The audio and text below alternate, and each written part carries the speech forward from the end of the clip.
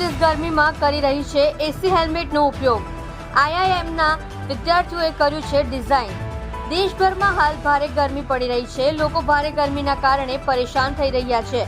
આવી સ્થિતિમાં રોડ રસ્તા ઉપર ટ્રાફિક વ્યવસ્થાને સંભાળતા ટ્રાફિક પોલીસને પણ ઘણા પડકારોનો સામનો કરવો પડે છે। ત્યારે હવે આઈઆઈએમ વડોદરાના વિદ્યાર્થીઓએ એક ખાસ એસી હેલ્મેટ બનાવ્યું છે।